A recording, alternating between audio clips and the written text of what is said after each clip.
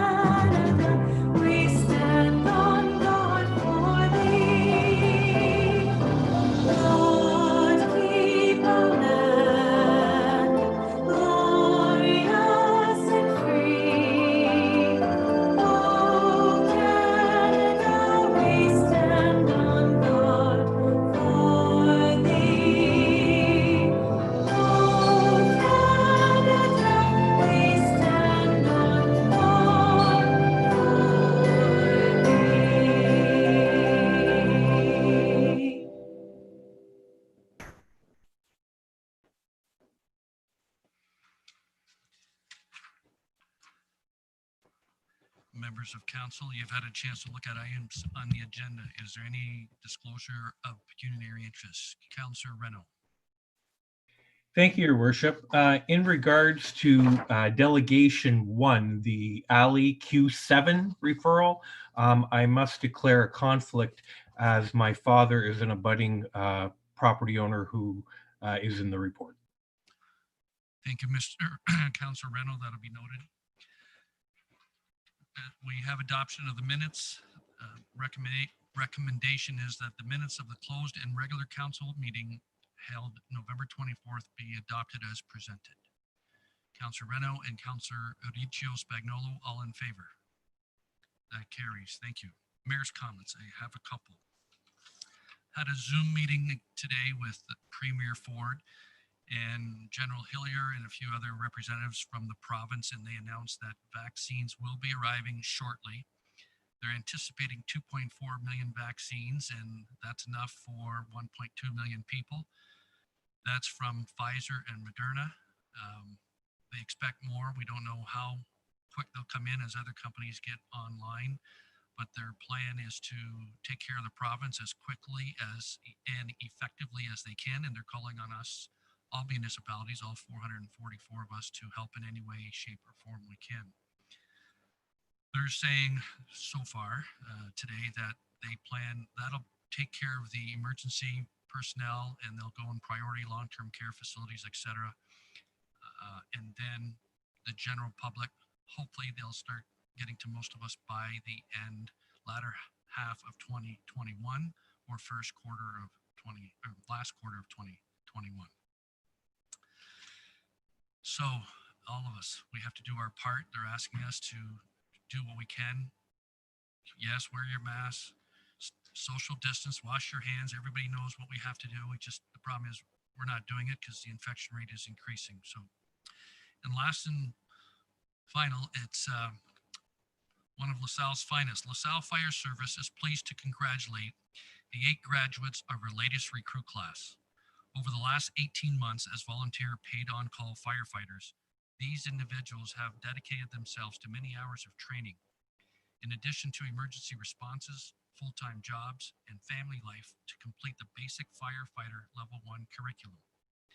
This is a significant accomplishment, which now allows them to actively participate in all interior structural firefighter activities. We congratulate firefighters Kyle Grant, Christopher Carr, Bryce Doan, Ken Dufour, Adam Hansen, Phil Janikowski, Logan Panic, and Ben Ray.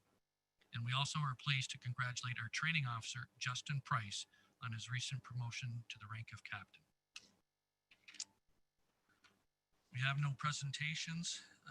We have delegations on alley Q7 referral. We have Maureen and Alan Taylor, Mary and Robert Saman, and Joe or James Peters and Michelle Pouget Peters. So we'll start with Dominic's going to do the introduction, and then we'll go from there. Thank you. Thank you, Mr. Mayor. Members of council, I heard a noise in the background there. The report before you tonight is with respect to one of our alley closings that we performed a while ago, but due to COVID-19 and the lack of the ability to meet it with delegations in this regard, kind of put everything off until this point. So I figured I would start just with a very brief refresher of the policy in place and basically the central point of the issue at this particular one, following which I'll kind of review the setup in this alley in particular, and then we can open up to delegations and council questions at that point. So in terms of the alley program that we created back in 2019, it's been a relative success so far. We've had, I think, 15 different alleys that have come through the process. Only, I believe, with these two and then one more in the new year, we'll have maybe 4 reviews in total. So by and large, we don't have to, it doesn't come to this point that it's been fairly well received in terms of how we distribute everything. In terms of the, I guess, main issue that was that formed our policy, there was 2 basic choices for council members to make in these situations. The first one, and the one that we adopted, was that we recognize any existing structures that are within alleys at present at the time of our survey. So be it fences, pools, pool sheds, you name it. Stuff that's in there, we leave where it is, and we don't force anyone to remove it. And the option 2 would be we go down the middle, go down the alley, have everyone each side remove their structures, and then we can go half for one side, half for the other side. So those are the 2 basic options that we encountered and we brought forward. And at the time, council adopted option number 1, where we recognize what is in the structure or what's within the alley. And to that respect, we found out actually through this process that a number of times the current owners aren't even the ones that place the structures in the alley. So it could have been a previous owner, it could be an owner 3 or 4 owners ago that put something in an alley. So that's kind of where we land in that situation. But I can certainly see, and we've heard comments both ways where, yes, are you rewarding the folks that have occupied an alley illegally or without our permission up until this point? And the short answer to that is yes, but those are the 2 options to choose between in terms of alternatives. So that's a bit of the background in terms of what our policy is and how we arrive to recognizing things that are within the alley at present. So in this situation here, and if you want to turn to page 38 of the agenda, and that would be figure number 3 for this report. So if you look on the westerly side, or sorry, the easterly end of Stewart and Minto, where it abuts McNabb Avenue, there is the yellow portion of the alley that we have highlighted in full. So that's where you can see to the west of that, the alley is essentially split 50-50 all the way down following a hydro wire. At the point where the yellow begins here, and the property in question is 1445 Stewart Boulevard, there is a fence that runs across the alley, and then that goes up at the rear of the properties known as, I'm just get the address is correct here, 1685 and 1695 Minto. So those are the 2 individuals that initiated the review process today. I believe Ms. Taylor I see is here, and I believe Mr. Timmons sent a written correspondence in terms of his submissions for tonight. He couldn't be here, unfortunately. So in this regard, the yellow portion is being offered entirely to the owner at Stewart because it is fenced in, and I know that there is different, I guess, definitions or how you wish to define fence or a gate in the situation, as has been suggested by the owners to the north. So basically, there is a structure there that delineates a property boundary, and that's what administration used in terms of coming up with our recommendation and our report in terms of how it gets divided up. And that follows the language of the policy. And the policy, it didn't speak to gates, but we list a few things in the policy, but that list is not meant to be exhaustive. At the end of the day, the intent is that if it defines a property boundary, then that's what we have used in the past, and what we'll, as far as our instructions are from council, what our policy would be going forward is to continue doing it in that respect. So that is the policy, and that's how we came to the distribution to go entirely in that on that yellow portion to the owner at 1445 Stewart. So at this point, I think that's basically where administration comes from with the recommendation, and I think it makes sense to turn over to the delegates to make their statements, and then if council decides that they wish to amend the recommendation at this point, then we can certainly, there's another figure in there where we amend the distribution, because there is a hydro line that goes through there that I can get into that further, but only if we are looking to go down that route. So at this point, I would think that it's time for the delegates that they would be able to present their case. Thank you, Dominic. We'll start with Maureen Taylor. Just a reminder, you have 5 minutes. You can start when you're ready.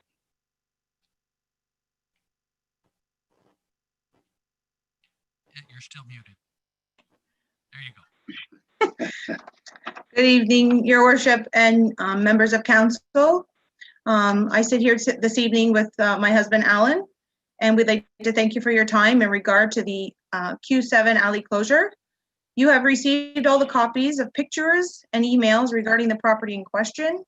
According to the town policy 4, unencumbered alleys can be split equally.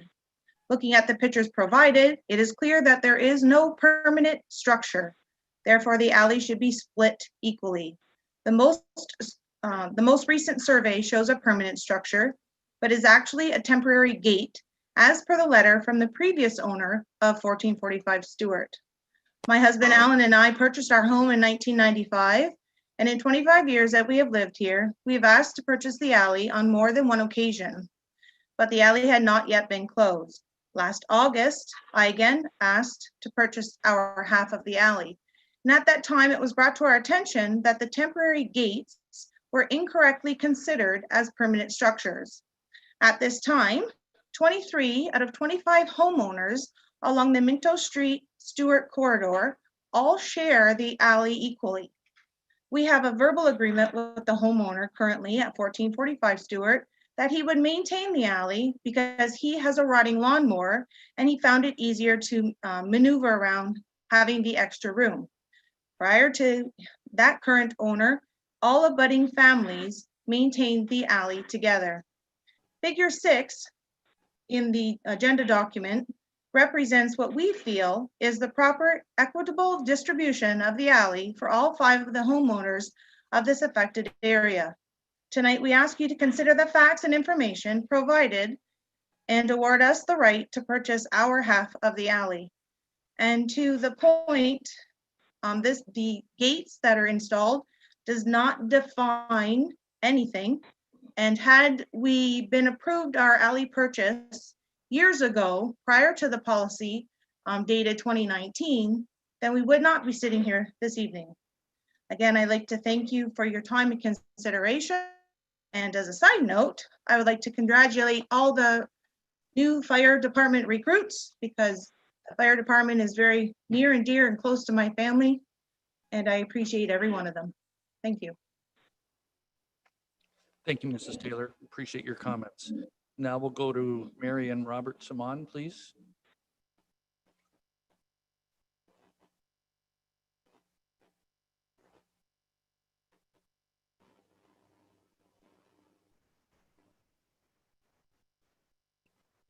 You just have to unmute yourself. There you go. Okay. We can't see you, but that's okay. Okay, that's fine.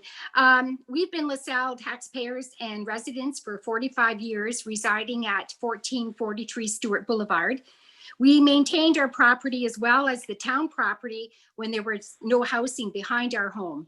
When the homes were built, we fenced in our yard where we installed a pool for privacy and safety. We agreed to purchase our portion of the alley when the town contacted us back in March. And we also agreed to purchase the neighbor's portion if they chose not to. The alley is between our fenced rear yard as well as a neighbor's fenced rear yard. So ideally, we would like to keep it that way. That way there's privacy and privacy would be maintained. So we would like to purchase our half of the alley.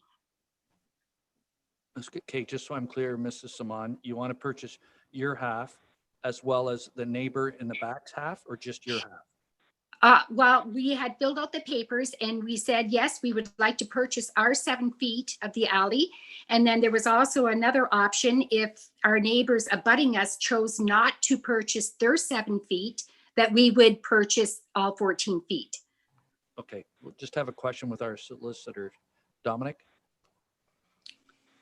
Yeah, and just to address that. So in terms of when we send out our initial letters in terms of what's being offered, typically we will indicate that everyone that's being offered, so let's say in the ideal situation, both sides are offered half. We will Yes. note that if one is to decline, then that piece will be offered to the abutting neighbor. So typically the easiest way is to go to the one behind. So and in this respect, in terms of Miss Saman at 1443 Stewart and the neighbor to the north, I believe that would be Mr. and Mrs. Peters on Minto, if I'm not mistaken. They are each offered, I believe Mr. and Mrs. Peters are offered a little bit more than half under the initial distribution, and then with in the event that we reverse course here a little bit, then both parties will be offered approximately half of the alley. So I believe in terms of their concerns, I believe those are addressed through either distribution, but I'll let them speak to that. Okay. You still have time left, Mrs. Saman, or you've made your point and you're okay with that? Yes, I'm fine with that. Okay, thank you, Mrs. Saman. Thank you. Now we'll go to, looks like Mr. Peters. Can you hear me? Yes. Okay. So I would say I'm minimally affected by the changes given the Timmons, the Taylors, and the Renos. But I would like to say that the structures that are in question, the gates that Mrs. Taylor referred to, are, a minimally valued and easily removed structure. I'm not sure if they, in my opinion, they would come under the guidelines of fence, shed, pool, which are structures that are hard to remove and at great cost to the owners.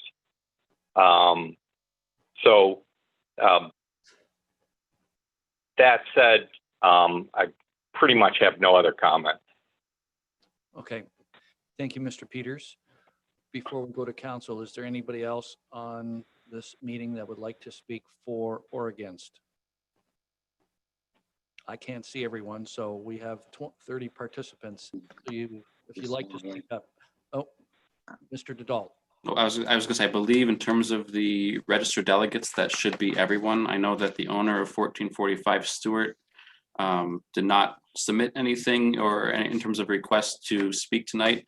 And I know that Mr. Timmons also gave a written submission. I believe those are the only 5 properties that are affected. So that should be anyone that would speak with interest on this eye, but I'll just leave that to your discretion. Okay, thank you, Mr. Didal. Mr. Bondi or Mayor Bondi? Yes, Mrs. Taylor. I just want to reiterate, looking at both figure 3 and figure 6.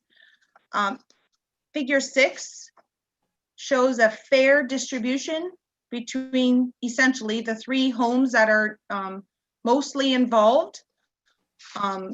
And I would really appreciate the consideration and in the effect that Mr. Reno, who lives behind us, is not interested in purchasing his half, then we would go ahead and take the whole alley. If Mr. Reno, who lives behind us at 4045 Stewart, does not want his portion. I just wanted you to know that. Not be removed. Yeah.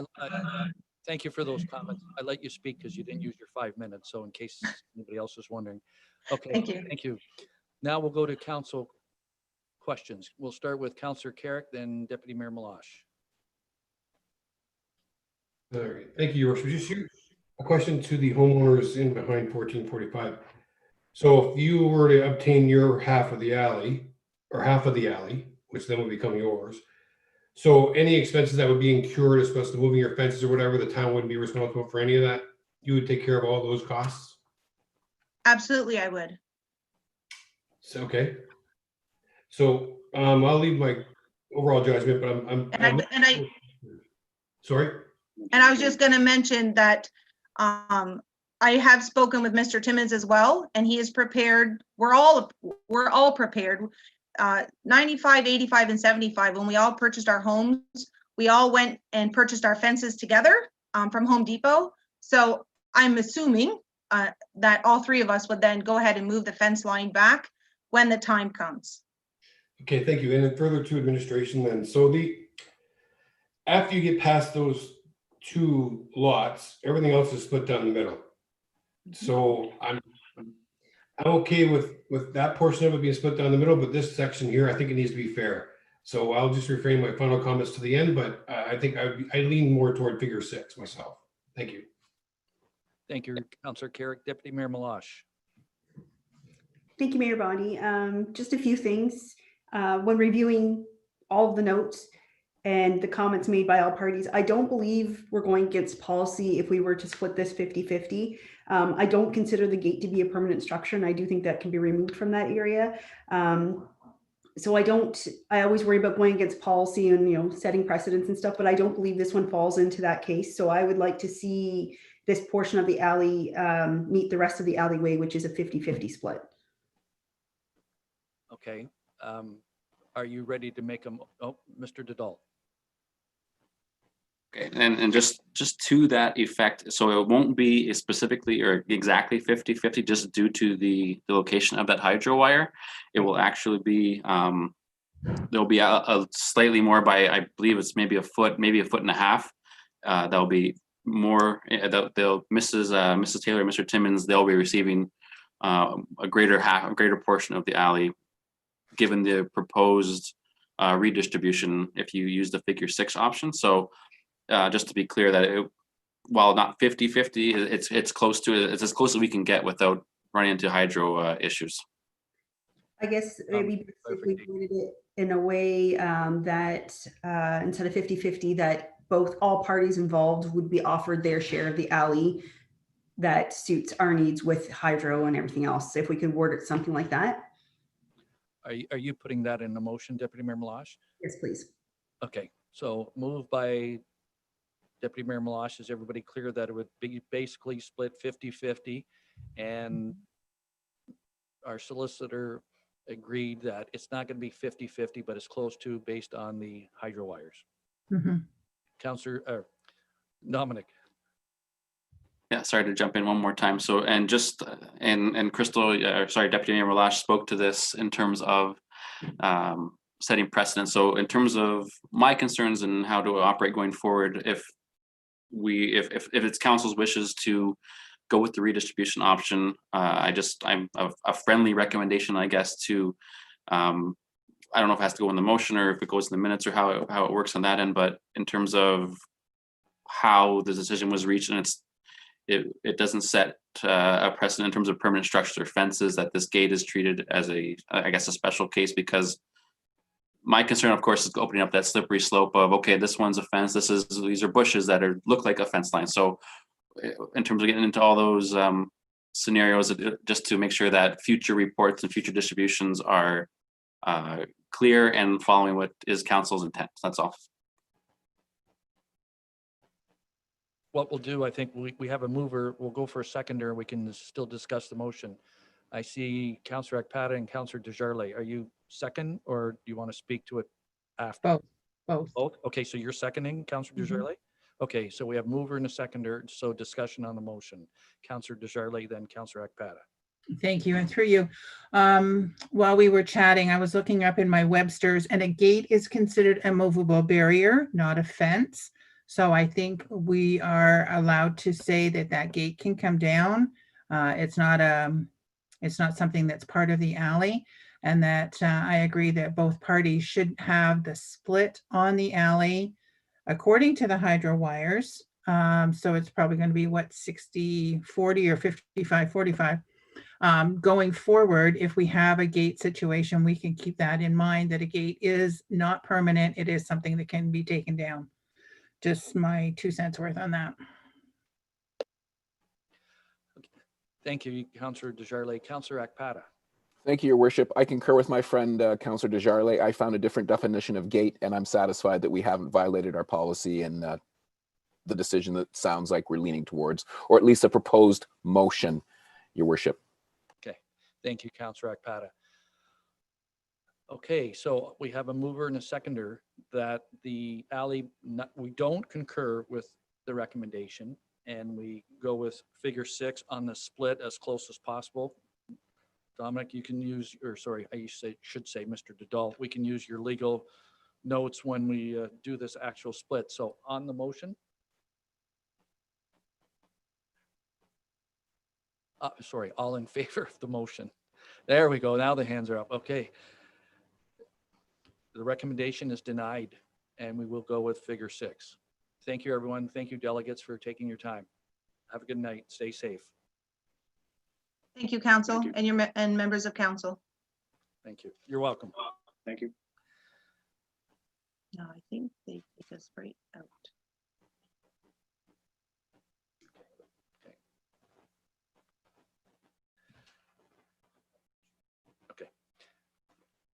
Okay. Excuse me a second.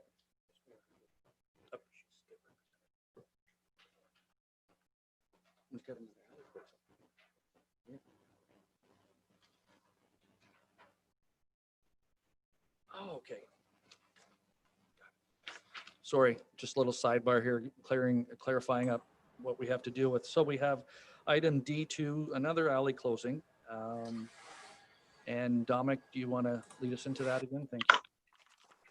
Sure thing. So this one, there's a bit of a bouncing ball here, but I think by the end of it, it's a little bit more straightforward. So I will kind of walk through the steps there. So if you'd like, if you want to turn to page 62 of the agenda, or this is, in this case, it is figure 3 of this report. And so in this respect, so this one, there was some amendments to our initial distribution due to information that we actually received after the initial letters went out. So there's a couple of review requests tonight, but I believe that our report addresses at least one of them. So and I'll show you how we get there at the end. So in terms of looking at figure 3 on page 62, you'll see that there is the yellow portion of the alley on the westerly end there, and that is going entirely to the commercial property at 611 Front Road. And then the blue rectangular portion is actually going north to the property at 120 Ellsworth. The idea there being that the size of the lots on Ellsworth were not as deep as the ones on Ulster, so we tried to distribute accordingly there. And we believed at that time that there was actually some servicing under the ground there. So due to that, we gave it all to one side, and we figured that would be that.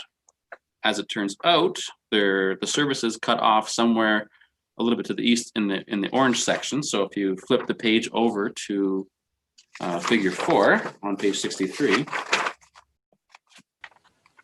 actually, I'm sorry, the servicing stops. So on figure 4, page 63, the services stop at where the green distribution is. So at that point, we were able to actually distribute the properties in a different manner. So the yellow bar there in the middle of the alley went north, the orange one went south to Ulster. And then the blue one still went north to the owner of 120 Ellsworth, trying to follow the previous policy, even though there is a fence there. At that point, we were contacted by the owners on Front Road at 621 Front Road. Yes. We were informed that actually it's the way it's fenced off, and that's been maintained by the owners of 621 Front Road for a number of years. So with that new information, we arrived at figure 5, and that will be the current distribution recommendation before you today. So in this one, so you see that it's flipped to an orange color. That is going to 621 Front Road. The commercial property on Front Road 611 still entirely goes to that.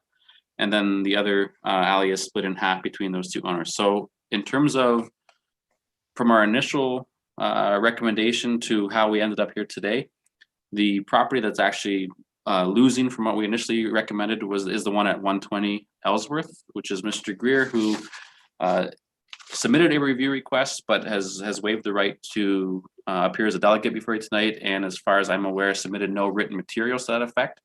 So in terms of the delegates that we have signed up, Mr. Magyar, I believe Mr. Demore from 611 Front Road has a representative here on his behalf.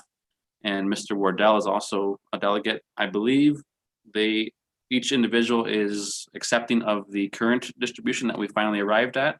So at this point, I would ask that only if council's choosing to amend the recommendation, that they would need to speak before you tonight, as the recommendation before you should satisfy all of their needs, subject to any questions or comments that they may have alternative to that, but I don't believe that's the case. Okay, thank you, Mr. Dadalt. So the representative, Mr. Demore, Mr. Magyar, and Mr. Wardell, is there anything you want to add? Because it seems like you're getting your wish. I'm okay with what's in place right now. Okay, Ms. Muir? Yeah, Mr. Demore is fine with the recommendation. Okay, and I'm assuming Mr. Wardell is good with getting his share of the alley. Yes, I'm fine with it. Okay, thank you, Kevin. Council's pleasure. Councilor Akpata and then Councilor Desjardins.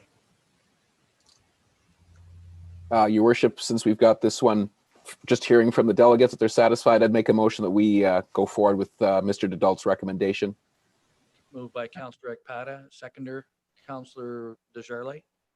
Mm-hmm. You have a question as well, Councilor Desjardins? No, I was going to make the motion. Thank you. Okay, so on the motion moved by Councilor Akpata, seconded by Councilor Desjardins. All in favor as the recommendation presented. That carries unanimously. Thank you. Thank you, delegates. Thank you. You're welcome. Now we go to report E1, approval of development charges. Mr. Langlois. Your worship, members of council, this year reports just basically to highlight the development charges. We had a public meeting about a month and a half ago, and yeah, basically all timelines have been met, and we went above and beyond for the required advertising for the development charges. At our public meeting that we had, there was no public attendance. We didn't receive any comments or questions from the public or any developers, and we haven't received any since. I don't think there's any on this meeting as well. So nothing's changed since the public meeting other than a small addendum, and basically it's with regards to refinements to the local services policy that's included in the background study. With that, there's no impact to the calculated development charges. The small amendment is basically to acknowledge the potential for future cost sharing arrangements between landowners. So for example, if there was a storm sewer pump station that was constructed that would benefit multiple landowners, it's just recognizing that there could be a cost sharing agreement among them. So I'm not going to go into detail because Mayor and Council already heard the details at the public session that we had, but we do have Mr. Gary Scanlan and Daryl Abbs here from Watson if there's any technical questions that you'd like answered. Thank you, Mr. Langlois. I'll open it up to council. Councilor Carrick. Thank you. Just going to fire protection services. I know I brought this up before, but are we at pretty much the top of what we can ask for? Through you to Gary, Mr. Scanlan? I'd be pleased to answer that through the mayor. Just give me one moment and I'll be able to answer that question for you. I just have to look through. There's the background study in Appendix B. We have to do these historic service standard calculations, and they set an upper limit on what we can charge. So I'm first checking through those calculations relative to the capital cost sheet. So it'll take me another 10 seconds, and I'll be able to answer the counselor's question.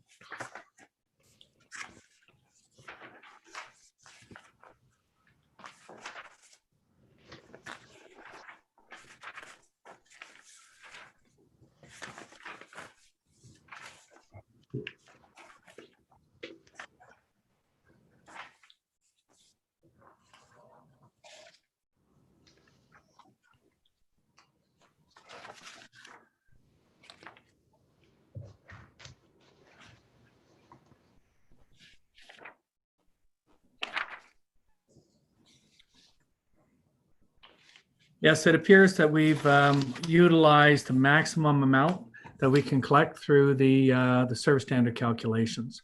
So we've looked at the individual projects. We've looked at their ability to service growth.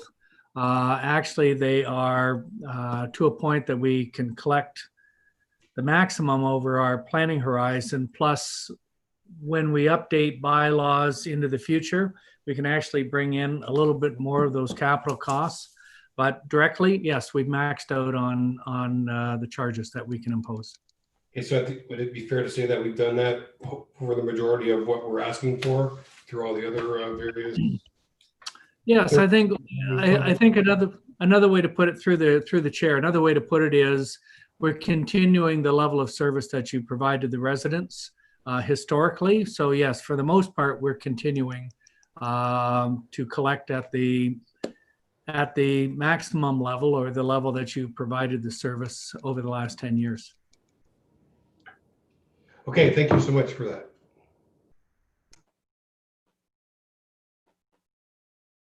Council's pleasure. Councilor Reno. And make a motion to adopt and receive. Moved by Councilor Reno, seconded by Deputy Mayor Malash. All in favor? That carries unanimously. Oh, thank you. We have a comment from Mr. Militia. Thank you, Mr. Mayor. Just a final comment here as we conclude the development charges background report. There's a few more technical things that we have to go through as we publicize what these numbers are. But I just want to thank the administrative team led by Mr. Langlois, and certainly with the involvement of Mr. Ferraro, Mr. Solani, and Mr. Mara internally to develop some of what our needs are going forward, as well as the external expertise of CN Watson led by Mr. Scanlon and Mr. Abs. It's been a pleasure to work with them. And again, we've had great success in putting forward our fiscal policies of growth paying for growth, and ensuring that we have some healthy balances and that we can continue to deliver the high level of service that we have here in the town of LaSalle, both to existing ratepayers and to those coming into the municipality. So again, thanks to all those involved, because it is one of our backbone policies that we have with respect to the fiscal sustainability of the municipality. So we thank their efforts and look forward to more engagements in the future. Thank you. Thank you, gentlemen. Item E2, appointment of external auditors. Mr. Langwell, you're still there. Our agreement is expiring with our current auditors, KPMG, and this report is basically recommending that we move forward with KPMG for this year ending December 31st, 2020, and then the next 3 years audits after that.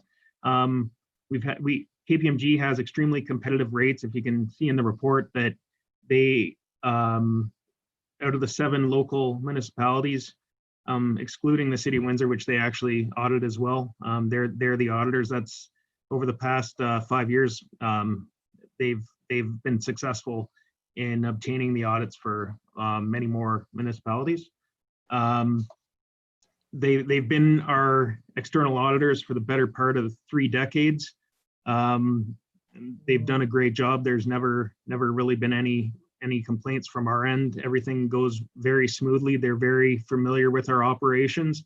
When you do switch auditors, there is quite a bit of work involved sometimes, just the different methodologies that the different companies use, and then the different ways that they like their working papers and whatnot. And then also they're very familiar. They were heavily involved with our tangible capital assets in 2008 and 2009 when we rolled out those changes. And there's some more changes coming forward in the near future, which they're familiar with, and I think they've already started looking at for us. So if we were to go out to tender and switch auditors at this point in time, we would lose, I think, a lot of that work that they've already started. So my recommendations to move forward and keep KPMG as our external auditors for the next 4 year ends.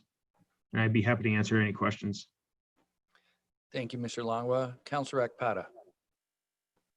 Just a quick one, Mr. Langlois. Your relationship with them and the relationship with the municipality obviously wouldn't allow for any sort of financial malfeasance. So can you just educate me on how our last audit went with them, Mr. Langlois?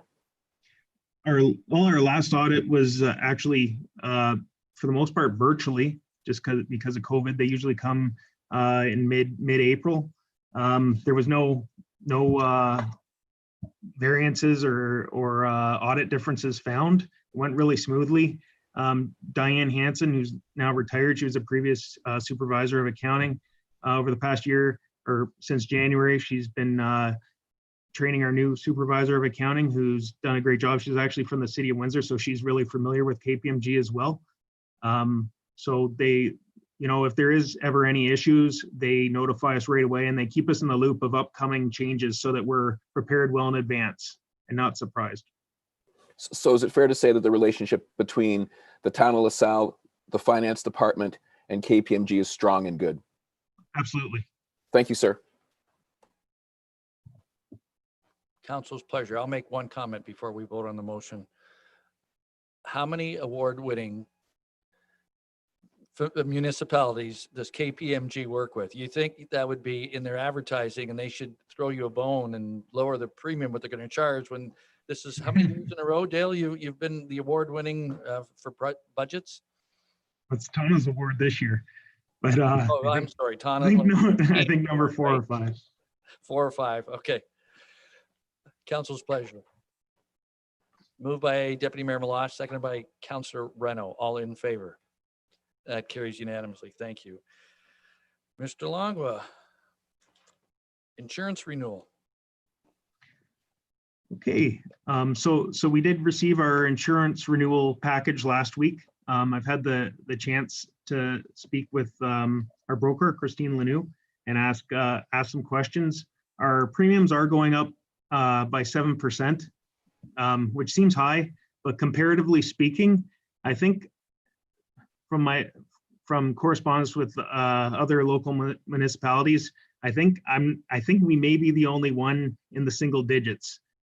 Premiums have went up significantly. Actually, in speaking with Christine, there are some municipalities in Ontario that have experienced a 30% increase this year.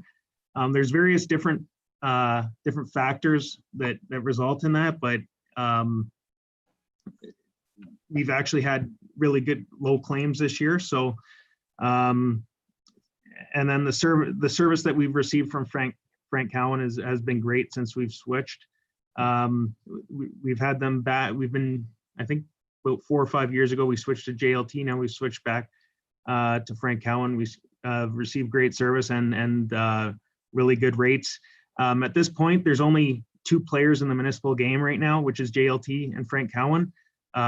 Travelers, they've put a pause on accepting new municipal clients at this point in time. So with that being said, we've looked into options of increasing our deductibles. If we increased it from $50,000 to $75,000, it would not result in much savings for us. So at this point in time, it's I don't think it's recommended that we should change our deductibles, but if there's any questions, be happy to answer. Councillor Reno. Thank you, Your Worship. I mean, we all realize we're all homeowners. We all realize that things go up. My question is directly with the cyber line. I know in the past, as we've bounced back and forth between two different providers, that cyber was something that was done very differently between the two companies. Now, in this report, I see it's to be determined. Does that mean our premium will stay the same and that will decide how much cyber we get? Could you explain that part to me? To be determined. There's actually this morning I completed our application that was sent to me yesterday. So I wouldn't expect that price to change. It is not a significant portion of our insurance costs, but we filled that out this morning. So I'm waiting to hear back on the costs of that renewal. But I wouldn't expect it to be much different than it was last year. If it is, I'll bring a report back to council to let them know what the change is. That would be great, because I'm just concerned with the way the world's changing and the cyber thieves. As I was in the bank last week and sitting behind a lady that lost about $40,000 to an investor on her phone. You know, I just want to make sure that we're covered for that kind of liability. Yep, absolutely. And you know, we've just had a recent study done, so we're always continuously improving with our protection and our staff training, just to make sure that that doesn't happen to us here at the town. Thank you, Dale. Good question, Councillor Reno. Thank you. Council's pleasure. Councillor Reno. I'll move the recommendation. Councillor Desjardins, was that supporting? Thank you. All in favor on the motion? That carries again unanimously. Thank you. Mr. Osborne, we have the active transportation policy statement of action for the town constructed facilities for 2020. Here he is. Good evening, and thank you, Mr. Mayor and members of council. So this report, an updated policy, is in response to council requests made at the 2020 budget deliberations for an update on the town's pedestrian and bicycle safety policy. The report's just a brief overview of the updated policy, but it includes the following recommendations. The council adopt the new active transportation facility policy statement and plan of action for town constructed facilities. The council authorize administration to move forward with the engineering and planning for new projects as per the policy, pending the 2021 budget approval. And the council authorize administration to continue to use this policy within new developments. So the 1999 pedestrian and bicycle safety policy was comprehensive in laying out specific needs, criteria, and action items for the expansion of our active transportation network. I'll just note that what we used to refer to as pedestrian and bicycle safety, we now commonly refer to as active transportation. So over the last 20 years, the town's used this policy to build the active transportation network that we have in LaSalle today. There were updates to the policy in 2012 and 2015, kind of outlining what had been constructed to date and what was the new priority lists at those times. The purpose of the new policy is to understand the background, context, need, and benefit for active transportation, to establish priority groups for future expansion, and to establish high level cost estimates for the active transportation, as well as associated infrastructure costs. So in addition to using the 1999 policy as a foundation, we have also recently completed our active transportation and transportation master plan. So that master plan identified and developed the existing active transportation network, proposed expansion, proposed roadway and active transportation standards for the town to use and for development to use, and a high-level implementation plan. Also in 2018, the official plan was updated, which incorporates the same policies and practices for active transportation requirements within developments. And I'd just like to note that as per Section 24 of the Planning Act, the town is required to ensure that all public works are to conform with the town's official plan. So I'm going to pass it to Summer Yalda, our co-op student. She's going to go over the benefits of active transportation in the community and the goals we've set in the new policy. Thank you, Mr. Osborne. So the case for active transportation is strong as a strategy and a mode of transportation. Active transportation meets multiple community planning, environmental, and transportation requirements within LaSalle. Many of today's adults will live longer and due to mobility restrictions will require fully accessible pedestrian facilities. There is a trend toward residents of major towns and cities increasingly utilizing existing pedestrian and cyclist facilities, as walking and cycling are often the only modes of transportation for a large portion of the population that doesn't have access to an automobile. Thus, they will require new facilities to be provided and maintained to accommodate the increasing demand in safe and convenient places to walk and bike town-wide. A pedestrian and a bicycle-friendly environment can create a new opportunity for these individuals to fully participate and immerse in the social, economic, and cultural life of a community. A well-designed network enables school children to bike and walk safely, thus reducing the need for automobiles. Increased cycling and walking within urban areas will reduce traffic congestion, air and noise pollution, thus providing multiple environmental benefits. For example, where there are sidewalks and street crossing opportunities, a person can park an automobile once to access several businesses and destinations. This reduces the need for additional parking spaces, circling the block to find parking spaces, and driving from one shopping plaza to the next. Finally, the presence of pedestrians and cyclists in a municipality indicates the sense of community is strong and people feel safe being outdoors and social interactions can occur openly. The goal of this policy is for the council to have an active transportation plan that will allow continued expansion and connection of the active transportation network in order to provide residents of all ages and abilities to have safe, usable, and functional active transportation facilities throughout the town. A system with a high degree of connectivity between and within residential neighborhoods, community facilities, commercial districts, and neighboring regional active transportation facilities, as well as an implementation system to be used by council and administration that aligns with other capital and infrastructure needs.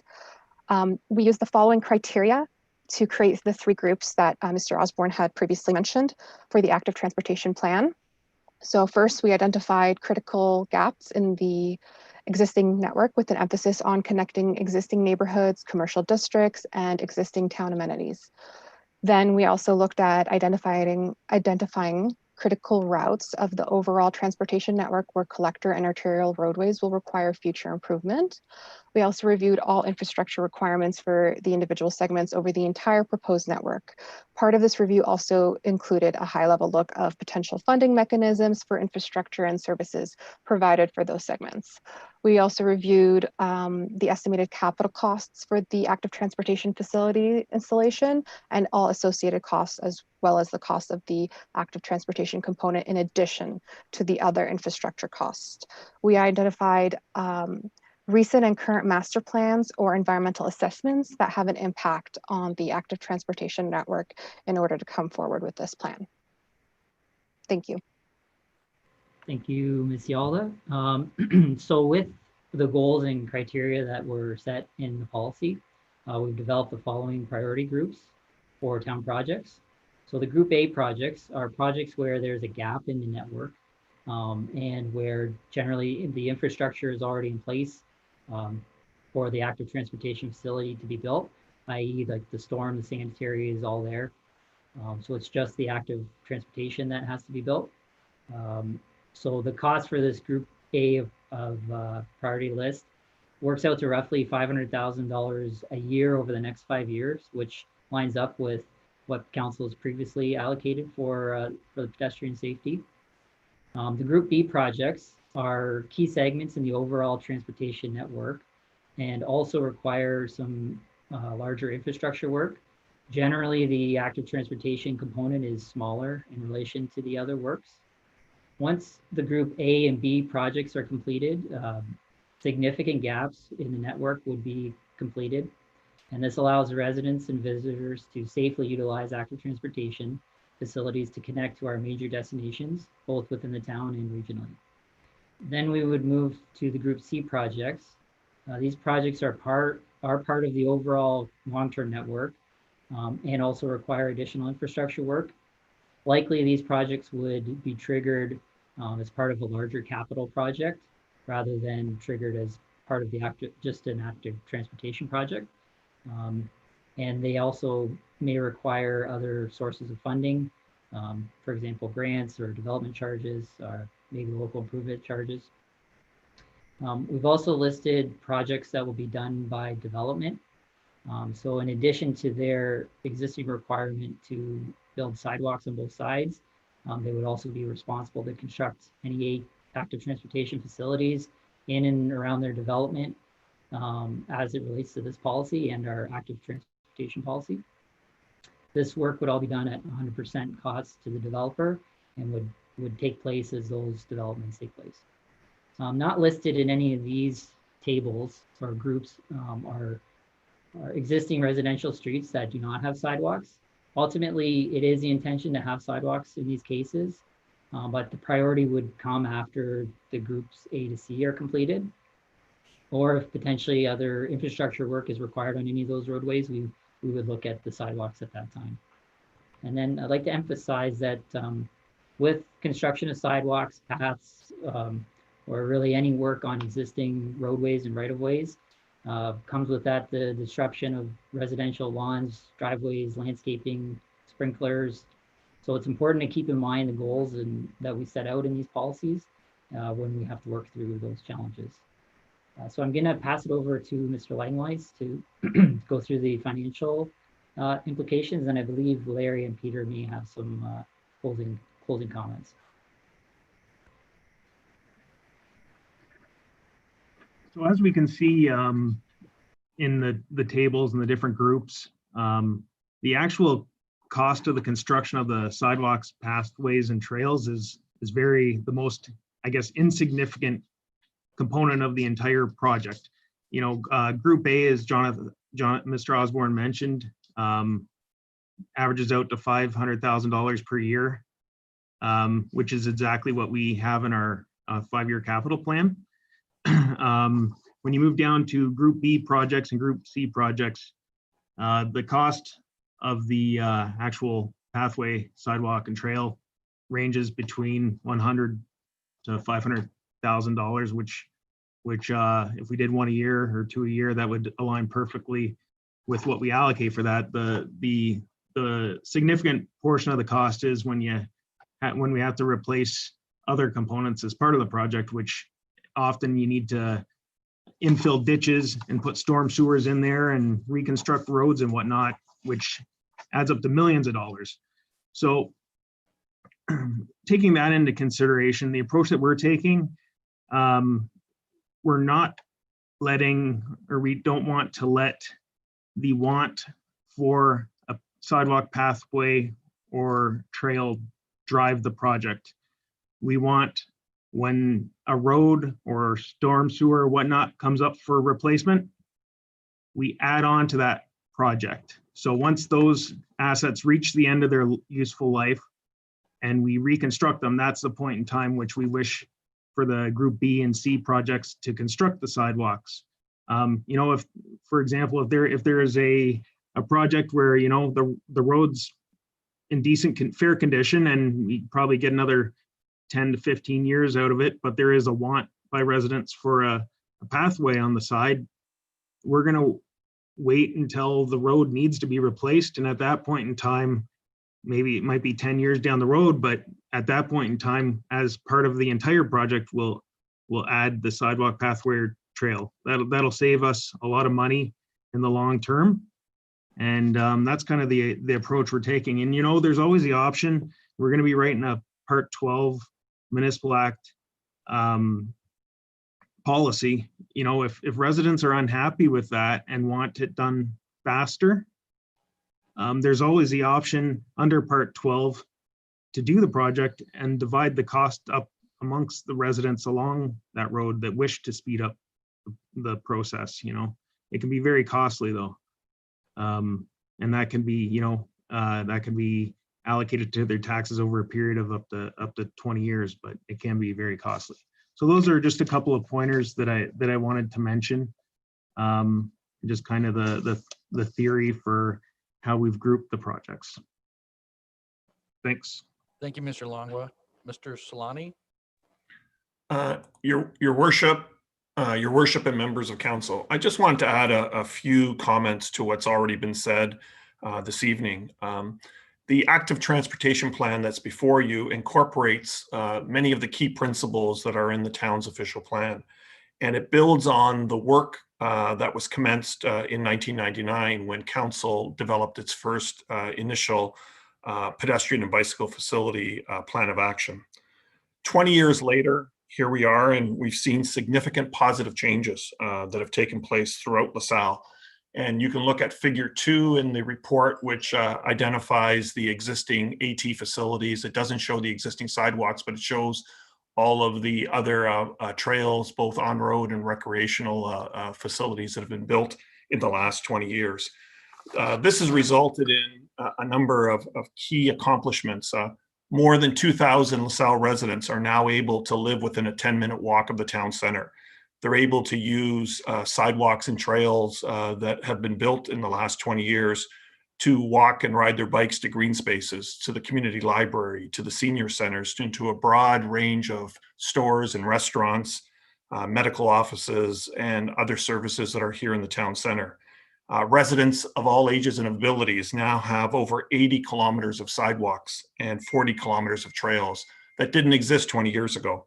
And this provides the ability for people of all ages to safely walk to school and ride their bikes to parks and to visit their friends in the various neighborhoods. Crosswalks are now being installed on our busy streets.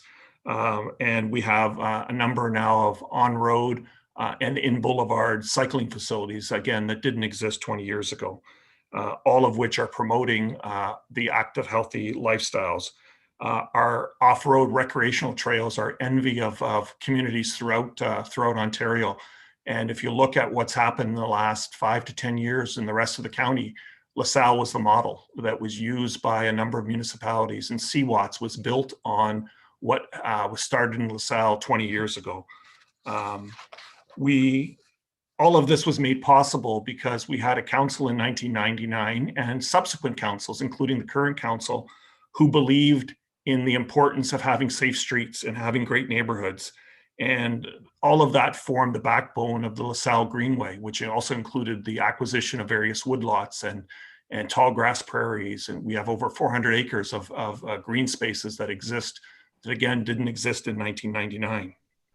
So here we are now in 2020, and what's being presented to you this evening, as explained by Mr. Osborne, is really a unique opportunity. This is the next chapter to move forward with an active transportation plan that reaffirms those important policies and principles that have been so useful to this community in the previous 20 years.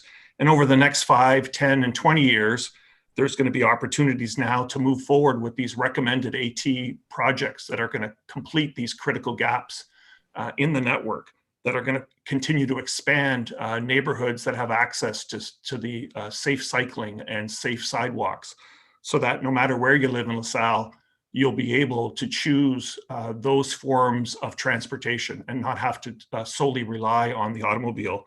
And whether you're using it for recreational purposes or you're using it as a substitute to drive your car to go where you need to go, all of which is, again, continuing a long-standing tradition in LaSalle of creating great neighborhoods and safe streets that are capable of allowing residents, both existing residents and future residents of this community, to live more active and healthy lifestyles. So this is really a real milestone and a great opportunity to set the stage for the next 2 decades. Thank you. Thank you, Mr. Solani. Mr. Mara. Thank you. I'm going to wrap up with some real quick concluding comments here. So certainly this was a long-awaited update to this master plan, and certainly it's going to be something that is a living document that will provide guidance to councils today and into the future and update it from time to time. Certainly this update was a major undertaking. And it was a joint effort between a number of departments. So again, I'd like to thank Mr. Solani, Mr. Langlois for their input, but certainly I'd like to send a special thank you to Mr. Osborne and Ms. Yalda for their extensive work in this. So there was a number of meetings that were put together that over the time this was refined. And in fact, as Mr. Osborne had mentioned, Ms. Yalda is actually using this for her co-op term report. So certainly she is doing that. And certainly when I was in school, I would have dreaded being sitting in front of a council today and doing a presentation at that point in time in my life. But certainly things have changed since then. So it's a great experience for Ms. Yalda to experience this. So certainly those are my closing remarks with the gratitude and thanks for the various departments and the folks who have put into this. So with that, Mr. Mayor, if there's any questions. Thank you, Mr. Mara, and I thank Mr. Solani, Mr. Langlois, Mr. Osborne, but special thanks to Ms. Yalda, her first council appearance. You did a great job. No nerves were shown, so thank you. Council questions?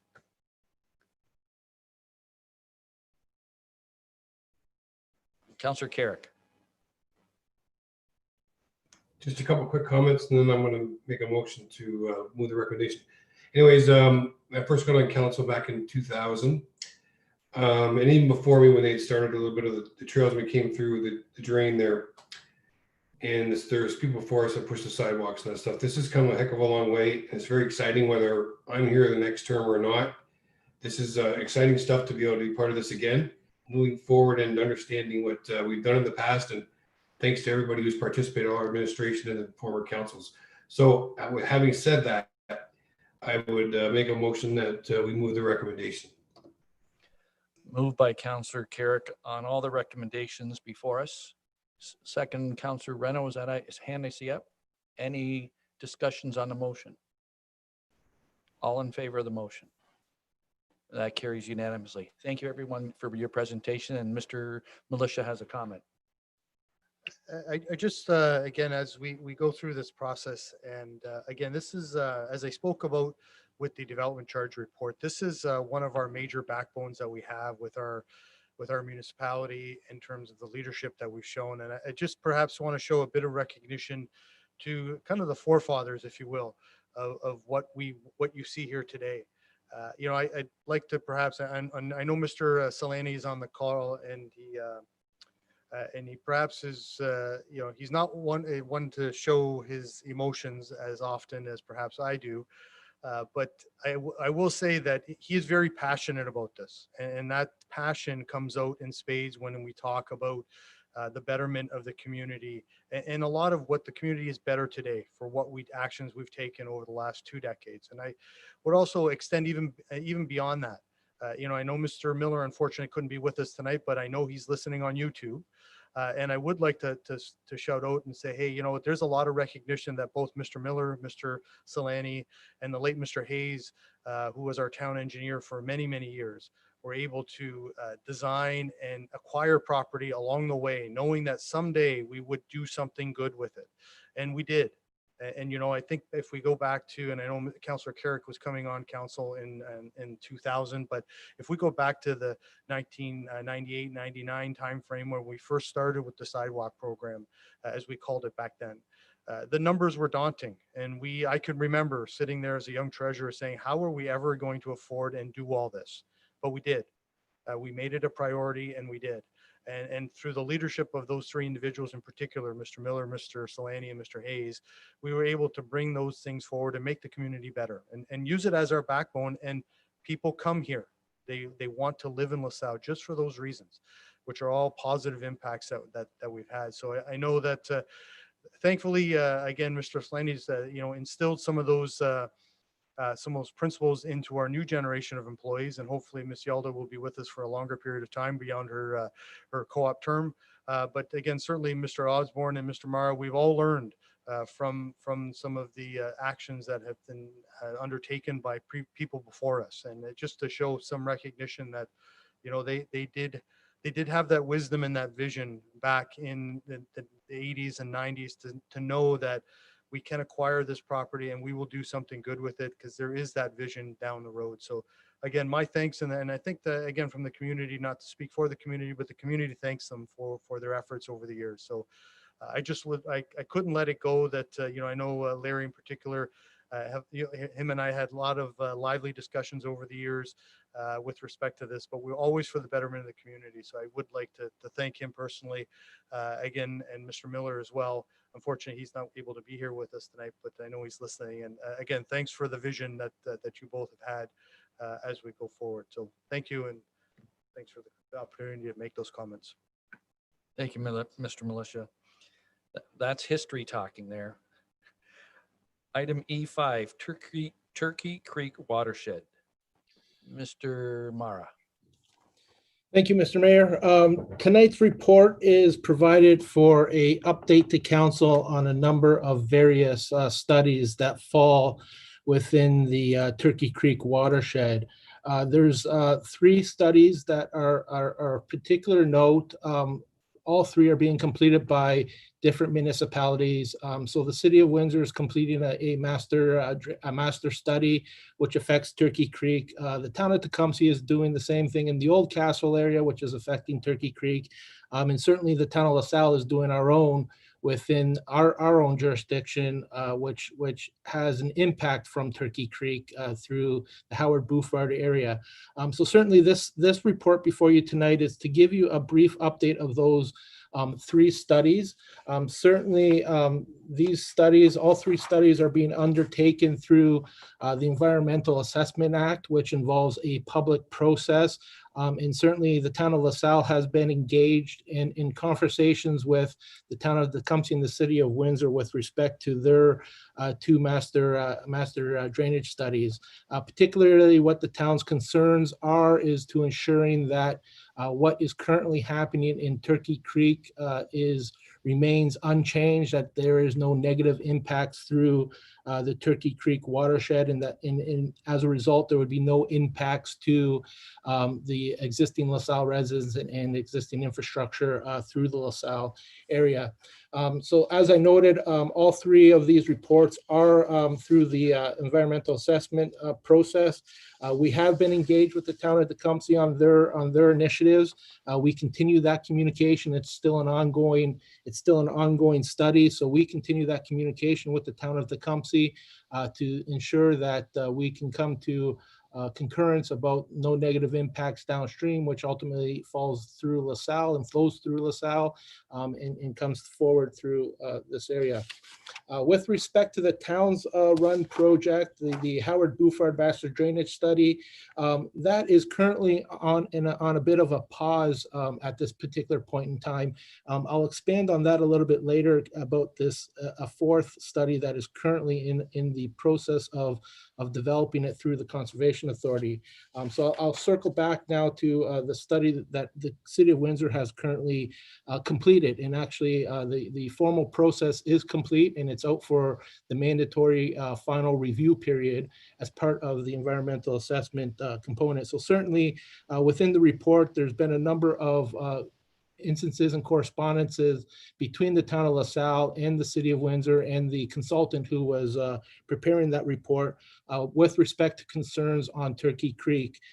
Certainly it is a process. There has been no formal resolve to those concerns. They are acknowledged, those concerns, within the final report. However, there is no resolve to dealing with some of those concerns. So with that, the town of LaSalle at this point is part of the process and part of the environmental assessment process. So we will be following due course to deal with that aspect through the Ministry of the Environment, Conservation and Parks, as it's noted within the report.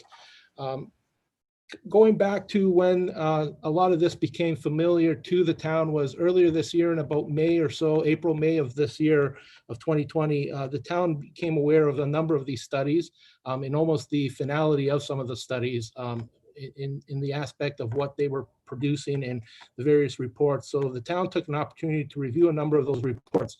And there was some inconsistencies and or some variations, more to say variations with respect to on how modeling was occurring. At that time, the town of LaSalle initiated a joint meeting between the three municipalities and the Conservation Authority, kind of highlighting a bit of the inconsistencies between the three municipalities and how they were dealing with these particular aspects, modeling, perceptions, assumptions, and things of that nature, and how things were picked up more of a technical manner and matter to deal with.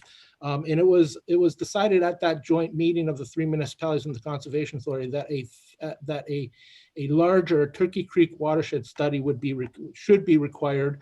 And as such, the Conservation Authority has due diligently, expeditiously executed basically a terms of reference and put that out to a consultant. There has been a proposal put forward from a consultant on that larger Turkey Creek watershed study. And the reason for this is to have a more comprehensive look at the entirety of the watershed, which would include all the tributaries, the various municipalities, and the Conservation Authority would lead this. So that is something that is currently in the process of again, the proposals have been submitted to the Conservation Authority. LaSalle has given our concurrence to the proposal. We have indicated that it is a essential and time is of the essence with respect to that particular larger study. So certainly from LaSalle's standpoint, we are very interested in having that study completed.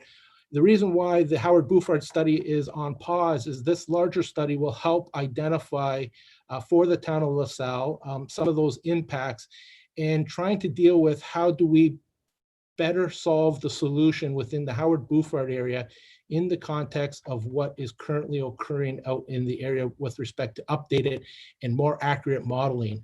Certainly we can go ahead and come up with solutions of what we know today. And as soon as we finish that and this larger study happens, we'll be changing them right away. So that is the reason why we have paused our study, is so that we can get a better understanding of that. With respect to that study, I do need to reach out. The town of LaSalle does need to reach out through the formal process to those landowners and put an update on our website. But certainly I wanted to get this in front of council prior to formally doing that. And certainly within the coming weeks, we will be updating and providing some updates to some of the affected landowners in that Howard Bouffard area. So certainly we continue to work with the Conservation Authority and the City of Windsor and the town of Tecumseh to continue to see this larger Turkey Creek watershed study to come to fruition and move it forward. It will be a lengthy process to completing that larger study, and it's certainly a very important study from all three municipalities' standpoint, and especially the Conservation Authority standpoint with respect to tools that they need in order to evaluate proposals along Turkey Creek and how those would affect flood lines and flood levels along Turkey Creek. Within the report, there's a number of key concerns that have been highlighted. Certainly, they're in the report. If council wishes for a bit further clarification, I'm happy to do so. With respect to consultation on this, this process has been internally reviewed through the Public Works and the town's planner, Mr. Solani, and through Mr. Militia. And certainly LaSalle has been engaged and actively engaged with the various municipalities and consultants through the EA process. So certainly we continue to want to be involved, and we continue to want to have the open dialogue so that we can develop solutions that are not only effective for ourselves, but also would provide effective solutions for the neighboring municipalities.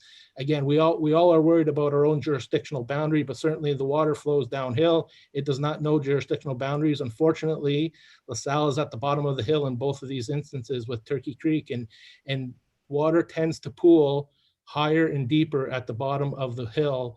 And certainly it's not a very big hill, it's not a very steep hill, but it is certainly something that draws some concern from our standpoint with respect to the current studies that are out there. So with that, Mr. Mayor, if there's any questions, I would be happy to answer.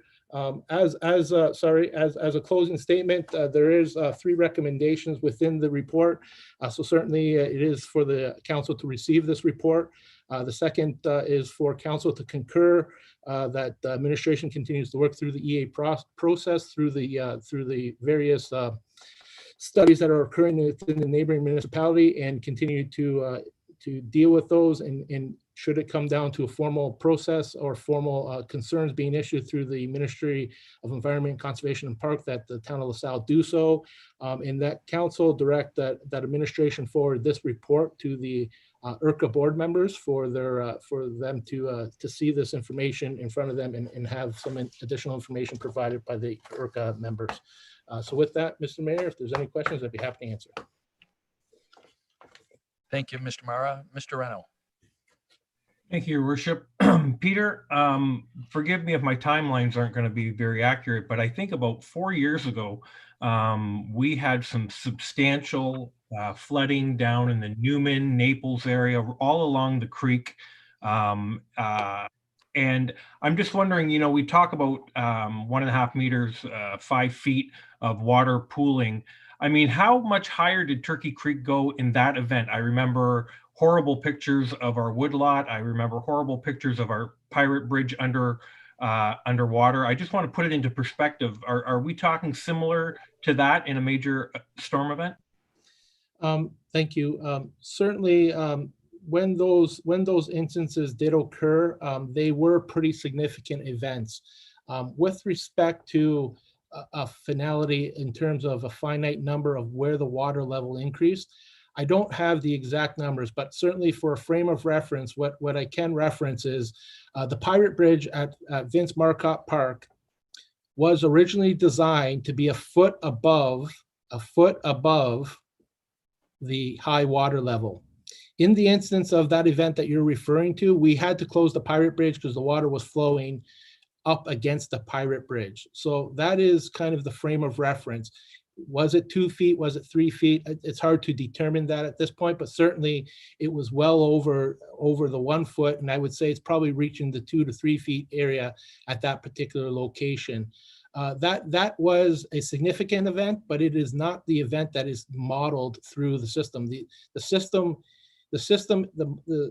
event that's modeled through the system is typically a large system that covers the entirety of the watershed. And if you look at the Turkey Creek watershed, it stretches up into Windsor, up to Central Avenue and where the old Chrysler van plant used to be. So that's where the headwaters of Turkey Creek begin. And at that point, it's called Grand Maris Drain. So Grand Maris Drain transitions through the city of Windsor, picks up a large developed area and continues to fall in a westerly direction and transitions into the concrete line channel that you see through South Windsor, and certainly then transitions into a natural channel within LaSalle, which we refer to as Turkey Creek. So the magnitude of that increase was significant. It was above what was currently modeled, but certainly I don't have the exact numbers. We could probably reach out to some of the neighboring, to the Conservation Authority and to some of the other municipalities, see if some of that was recorded. But certainly what we are currently seeing in terms of water levels in Turkey Creek are higher than what was ever modeled and or floodplain mapped along that reach. Okay, thank you, Peter. I mean, that pretty well answers it. I mean, if we're looking at 5 feet versus a foot or two, you know, the possibilities of a big storm wiping out really a good part of our community. I appreciate that your eyes are on it and our team's eyes are on it. And I will move the recommendation tonight. Okay, moved by Councillor Reno. Do we have a seconder? Deputy Mayor Malash, on the motion, discussion. Councillor Akpata, you had a hand up? Yeah, Peter, it's through you, Your Worship. Just a sort of a hypothetical question. I've been listening to the discussion and reading the report, and I hearken back to, I guess I show my age, when Bob Monks went through the entire infrastructure in a canoe. And I remember watching that and standing by there and trying to get on CBC 9 when he was doing that. You spoke very specifically about us being at the end of the downslope of the drain. So is it fair to say, again, I'm not an engineer, but I've watched water flow downhill. Is it fair to say that all of that water that you just described is going to be pooling in our area or could accumulate in our area, and therefore the damage to us could become substantial? Am I understanding that correctly? Yes, you are. One of the laws of physics that is pretty certain is the law of gravity, and gravity will continue to pull in a downward fashion. So certainly that's where the water will start to pool in the downward areas of the storm drainage system. That is typical of any sort of drainage system. Is as the water accumulates and collects within the whole entire watershed and starts to collect and convey through the main channels. It does flow in the sense of the downstream reaches. And as it gets to the downstream reaches, depending on the outlet, and certainly as we are aware, with Detroit River being higher as well, also provides that negative effect on what is occurring. So certainly if Detroit River water levels are relatively low, like they have been in the last 20 years ago, 10, 15 years ago, certainly it's probably less of a concern. But with water levels being at their all-time high in the last 20, 30 years, that significant impact is more of a concern because the water just has no place. It's flowing up against another slug of water that it's trying to continue to push through. So it certainly is concerning with respect to some of the information that has come to light as part of these various studies. Again, thank you, Peter. Like I said, obviously my concern is that, again, just how you explained it, the water will have no place to go except into the town of LaSalle, and anything that we can do to mitigate that, thank you for being on top of this, sir. Maybe I'll just add a little history lesson here that we talk about South Windsor and Grand Mayor's Drain. That used to be the township of Sandwich West, and it was annexed and basically taken from us back in 65, 66. So it's, and the Grand Mayor's Drain just comes right into Turkey Creek. So all that water, when South Windsor floods, it has one way to go. And it starts, as Mr. Morrow stated, back at the old Palette mini van plant. That was a big van plant. So we have a mover and a seconder. All in favor on the motion? That carries unanimously. Thank you, Mr. Morrow, for your detailed report. Mr. Councilor Reno. Sorry, just one question I forgot to ask for that came up earlier. Peter or Larry, will any of these reports, I know they put a freeze on our plans for the Big Dig. However, are they going to put any kind of strains on any other type of development in the town other than that area? I'm assuming that you're referring to the Conservation Authority, Councilor Rao. So certainly the Conservation Authority has brought up a concern with the Howard Buford area. That's what was the impetus for us to undertake that master drainage study in the Howard Buford area.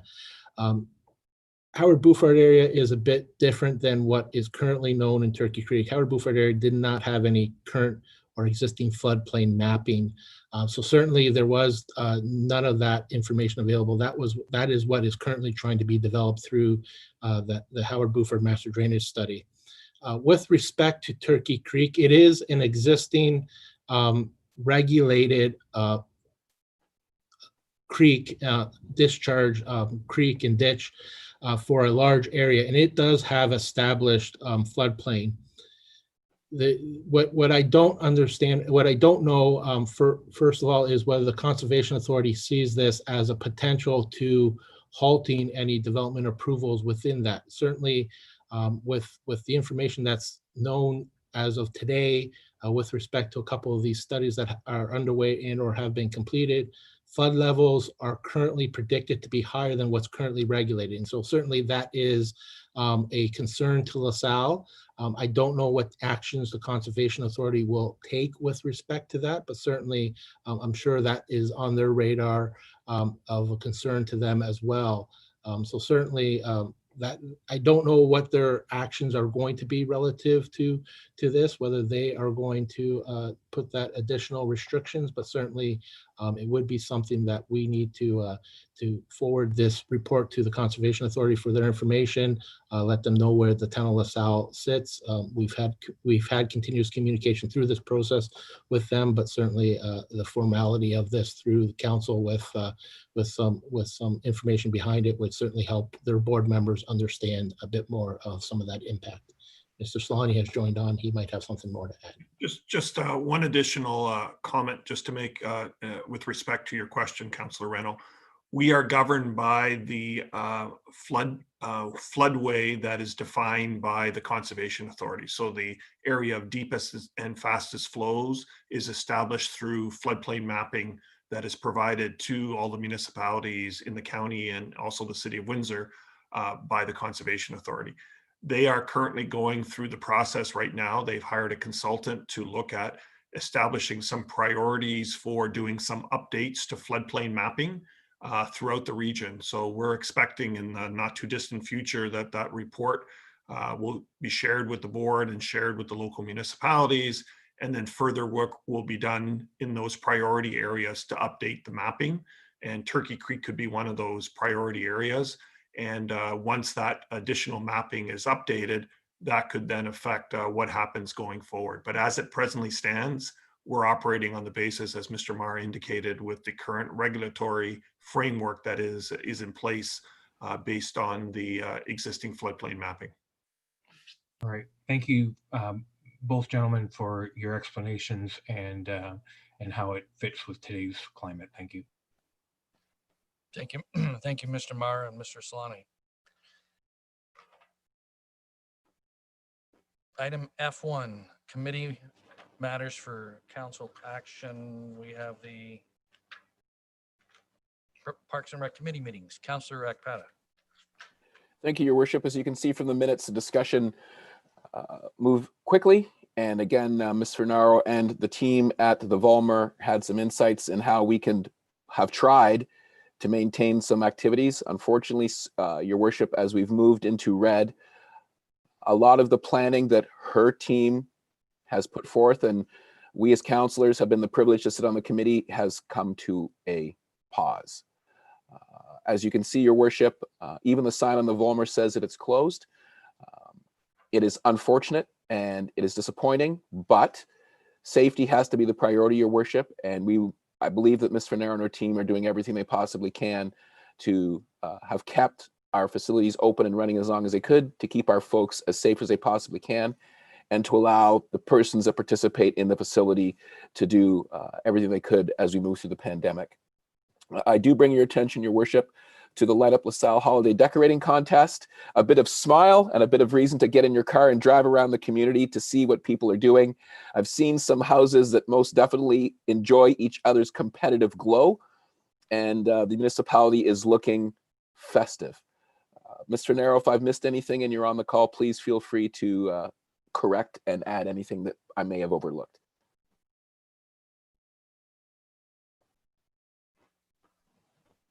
There she is. Good evening. I just wanted to mention this Saturday will be the Santa Drive-By event, which is also in the minutes from the previous meeting. That will take place from 4:30 until 8:30 p.m. At the Volmer Complex. That should be a lot of fun. We're hoping for a big turnout. Council's pleasure. Councilor Reno and Councilor Desjardins, all in favor? That carries. Thank you very much. Thank you, Councilor Akpata. Accessible document creation software. Linda Jean, our clerk, here at headquarters. Thank you, Mayor Bondi. This is just a report to receive for information. We are in the process of acquiring some software to help us make our PDF documents accessible for our website. And I'm available for any questions if you have any. Council's pleasure. Deputy Mayor Malash. Move. Support. Councilor Edicio Spagnolo, all in favor? That carries. Thank you very much. Summary of reports to council.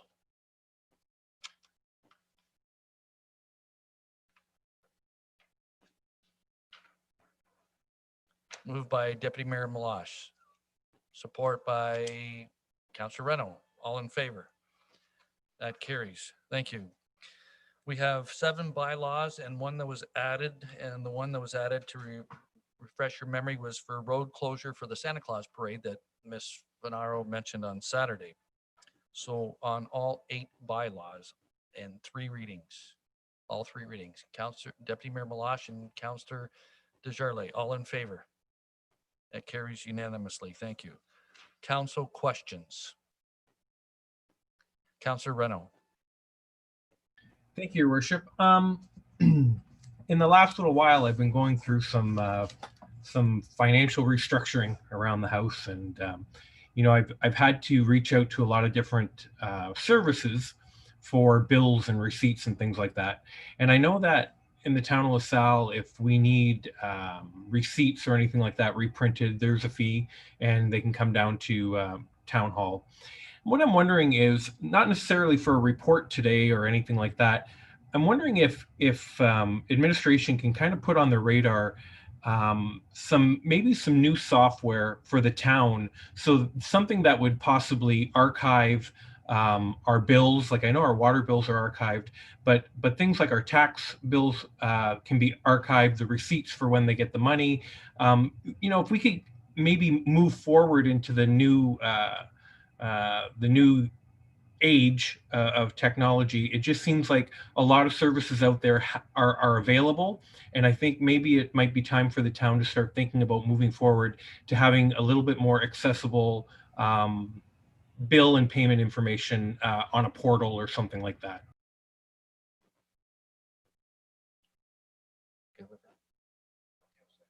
Oh, I'm sorry. I'm looking at Mr. Militia, not Dale. Apologize, Dale. Okay, no problem. We are investigating and we're looking at rolling out some online billing. I know for water and wastewater, I think we've moved in that direction. I think we can now for taxes as well. So we're continuing to investigate that, and I think residents will be able to. I need a little bit more detail. I don't want to give the wrong information, but I think they'll be able to log into a portal and get their bills online without us having to mail it to them. And then also, I think there should be a history there. So that's good news, because ultimately, if people register to receive their bills electronically, that'll save us money as well in postage and paper and envelopes and all that stuff. So, but I'll look into it in some more detail and I'll report back to council. That's great news. Thank you, Dale. Any other council questions? Seeing none, statements by council members. Councillor Desjardins.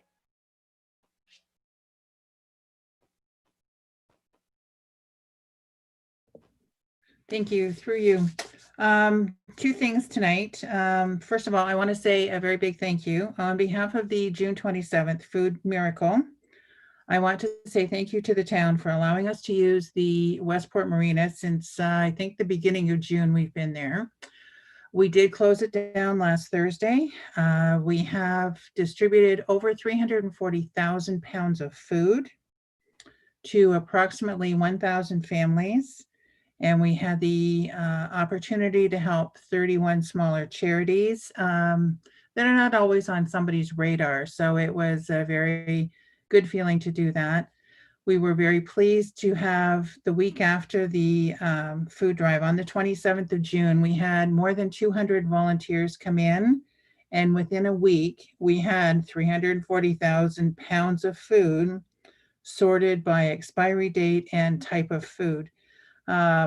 We wouldn't have been able to do anything like that without the use of the Westport Marina, because we had it, if anybody saw the pictures, we had it filled wall to wall.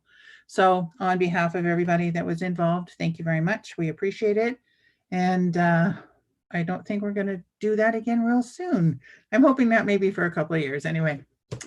The second thing that I want to ask about, and it's coming in new, as many of you know, I belong to Rotary, and we have a wonderful LaSalle resident who is going to be the first female president of Rotary International. for the year 2022 to 2023.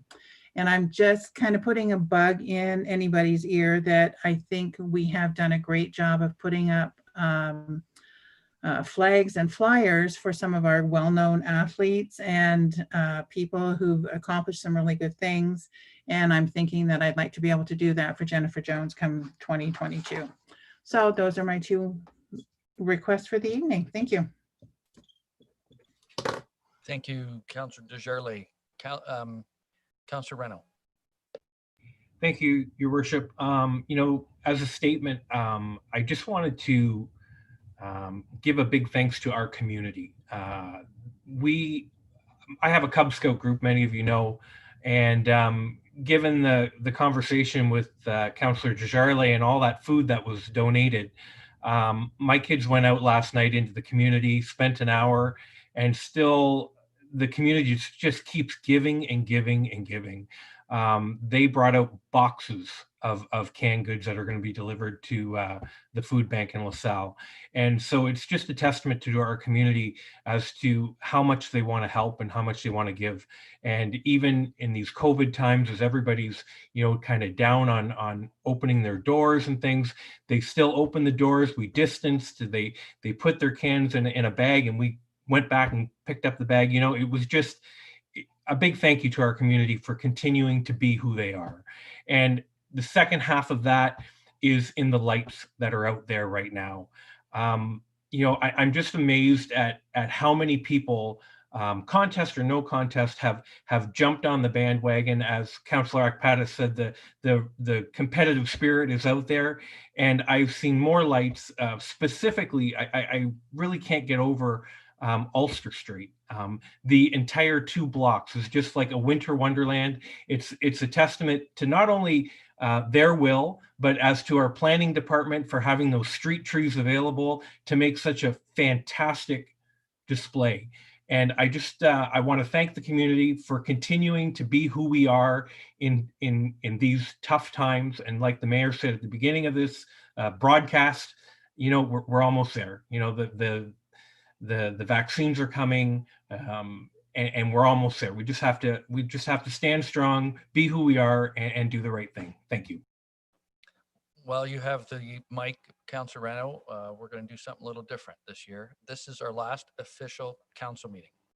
So I'm going to suggest, why don't we have council members take this opportunity to thank or do whatever you want, wishes of Christmas to the residents. And I'll do it the way I see it on my computer. So Mr. Renno, we'll go with you first. Oh, that just means that Mike Akpata goes last, and he's going to have all these great things to say because he'll steal my thunder anyway. Anyway, again, it's about the community. For me, you know, the mayor and I have many conversations about online presence and Facebook, and he's smiling because he's not going to deny it. We have a lot of conversations, but you know what? For me, it's all about the community. It's about getting the word out to the community. It's about sharing the things that are happening in the community. And beyond anything else, at this holiday season, I want to make sure that our community stays safe and loved and has a great holiday season. And from me and my family, Merry Christmas. Thank you, Councillor Renno. Next, Councillor Carrick. Thank you, Your Worship.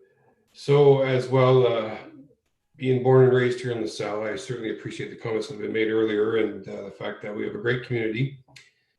And we all love coming home wherever we come from. We always like to see that town LaSalle sign when we approach. So it is very, very comforting. So on that note, I'd like to just wish everybody, all our residents and our employees, a very happy and Merry Christmas and a Happy New Year, and stay safe. Thank you, Councillor Carrick. Next, Deputy Mayor Malash. Thank you. So I guess my perspective's a little different this year. I've had an extremely interesting 2020, from health issues and family to opening a business in our wonderful community. And I honestly just can't thank our community enough for the support that they've shown, not just me, but all of our local businesses that we have in the town of LaSalle. We're all struggling and going through this crazy time, trying to figure out how we get from one month to the next. And whether it's on Facebook, whether it's somebody you see in the grocery store, that support that we give each other, that love and kindness and just being nice. And I see it all the time on Facebook where people say, are people from LaSalle always this nice to each other? We truly are. And I hope we can continue that in 2021 and to continue to show our love and support for our neighbors, our family, our friends. And I just want to say thank you to all of you for the support that you've given my family. And I look forward to a better 2021 for everyone and wish everybody a very happy holiday, Merry Christmas. Thank you, Deputy Mayor Malash. Councillor Akpata. Privilege, Your Worship. We are privileged to sit here and represent this fine community. Like my friend Mark Carrick said, LaSalle by birth. I came here in 07, so LaSalle by choice. We sit, we speak, we disagree, we don't fight. We come to conclusions to do the best. And there's nothing neater than walking through this municipality and waving. People who you don't know waving at you. As my friend Deputy Mayor Malash said, one of the nicest municipalities. My children grow up here. I live here. My family has moved here. I've dragged all these people to LaSalle. The simplest thing, Your Worship, and I simply say that on Remembrance Day, when we were able to meet senior veterans in excess of 90 years old, and they smiled at us and they thanked us for coming to see them, that's LaSalle. We have a beautiful community. We have excellent people. We have citizens who are engaged. I went to go see Councillor Desjardins at the end of the cleaning out of that facility.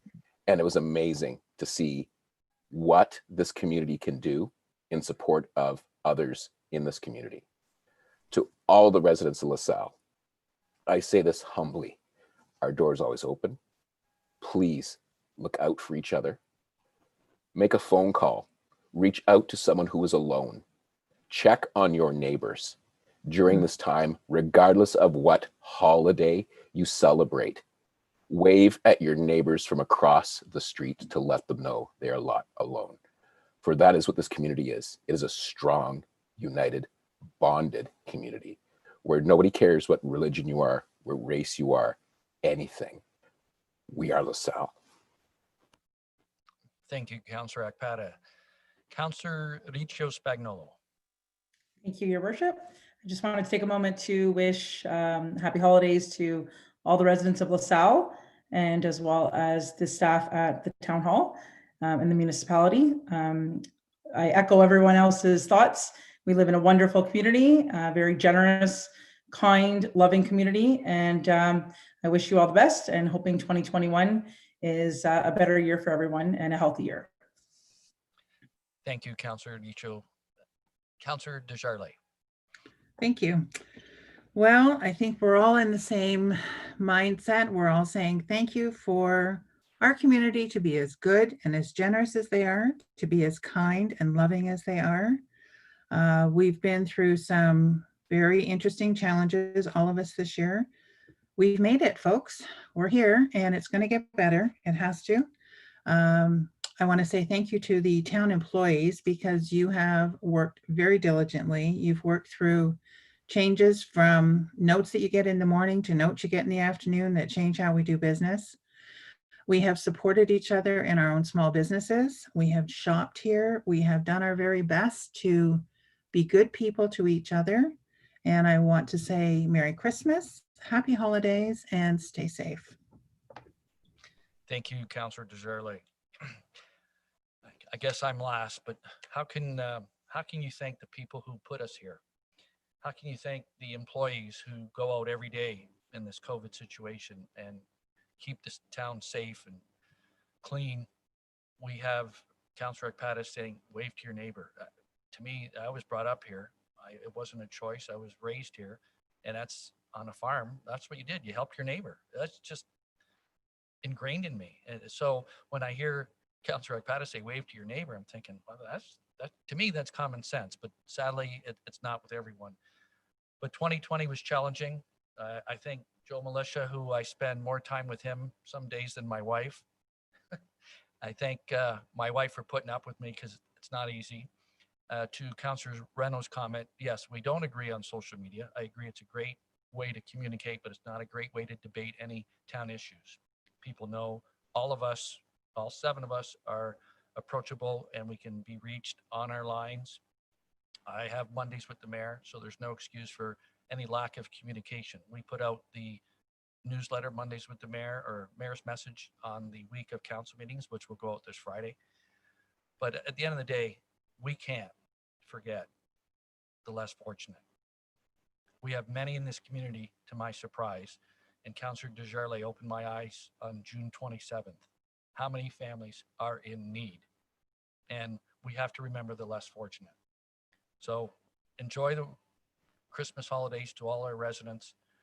Happy New Year. And we will see all of you. Well, we're not going anywhere because we have a couple items to finish, but we'll see you on December 16th and 17th for budgets. Do we have any reports from committees? Notices of motion. Confirmatory bylaw on the first reading. We have Deputy Mayor Meloche and Councillor Licio Spagnolo, all in favor. That carries. Second reading, we have Councillor Reno and Councillor Akpata, all in favor. That carries. And third and final reading, we have Councillor Carrick and Councillor Desjardins, all in favor. That carries. Good night, everyone. Have a great night. Viewing audience, enjoy the holidays. Take care, everyone. Stay safe.